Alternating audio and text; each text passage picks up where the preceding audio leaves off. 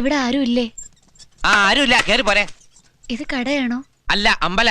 ഞാൻ അവിടുത്തെ പ്രതിഷ്ഠ. മോഹിനി ആയിരിക്കണം എപ്പോഴും മോഹിനിയാട്ടം കളിക്കുന്ന ആൾക്കാർ. ഇയാള് കണ്ടു കഴിഞ്ഞാല് കാക്കേലെന്നാണ് ഏതാണ് ആ തള്ള. എന്റെ അഭിപ്രായത്തില് മോഹിനിയാട്ടം ഒന്നും ആമ്പിള്ളേർക്ക് പറ്റണമെങ്കിൽ അതുപോലെ സൗന്ദര്യം ഉണ്ടാവണം. മുഖം അഴിഞ്ഞു വീണ കേശഭാരം, വാക്കിലും നടപ്പിലും അനുഭവപ്പെടുന്ന ദൈവിക ഭാവം എന്നൊക്കെ പറയണെങ്കിലേ കണ്ണുപൊട്ടനായിരിക്കണം കാണുന്നവൻ. ഇത് വെള്ളരിക്കണ്ടത്തിലെ കണ്ണേറ് കോലം പോലെ. ആമ്പിള്ളേരിൽ നല്ല സൗന്ദര്യമുള്ളവരുണ്ട്, അവരായിരിക്കണം. ഇവനെ കണ്ടു കഴിഞ്ഞാണ്ടല്ല ദൈവം പോൽ പെറ്റ തള്ള സഹിക്കില്ല.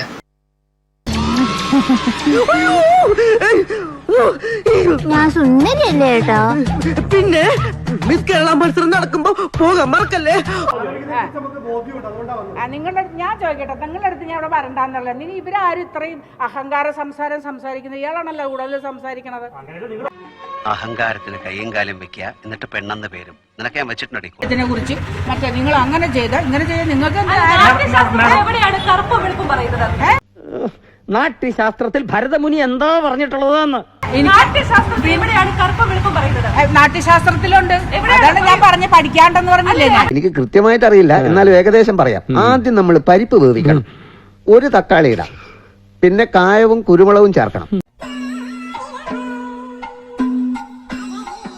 ഇത് പശു ചാണകം ഇടുമ്പോഴുള്ള ഭാവമാണ്.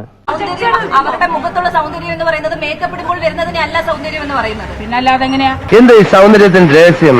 സത്യം പറയണോ? സത്യം മാത്രമല്ലേ പറയൂ. പറ. ബ്യൂട്ടീഷ്യൻ മാത്രം ഞാൻ ചെയ്യാറില്ല, ഇതുവരെയും ചെയ്തിട്ടില്ല. കാരണം ജനിച്ചപ്പോ കാരണന്മാർക്ക് നല്ല ഭംഗിയുണ്ട്, കോലമുണ്ട്. അപ്പൊ ഇത്രയും കാലം എന്ന് പറഞ്ഞാൽ എന്റെ കാര്യങ്ങൾ എനിക്ക് നോക്കാൻ പറ്റിയില്ല, സമയമില്ലായിരുന്നു.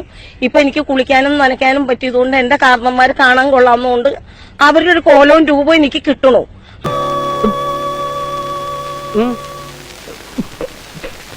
എന്താ സംസാരം? ഇത് എന്റെ വീട്ടിൽ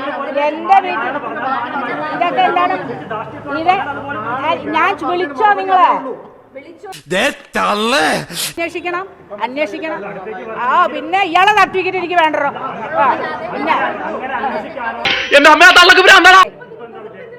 അല്ല, എനിക്ക് ഇനി നിങ്ങളോട് സംസാരിക്കണ്ട. നിങ്ങൾ ഒരുമാതിരി എന്താ ഒരു സ്റ്റാൻഡ്, നിങ്ങളുടെ ഈ പഠിത്തം വെച്ചിട്ടുള്ള സംസാരം അല്ല. നിങ്ങൾ സംസാരിക്കുന്ന അനുസരിച്ചാണ് ഞാൻ സംസാരിച്ചിട്ടുള്ളൂ.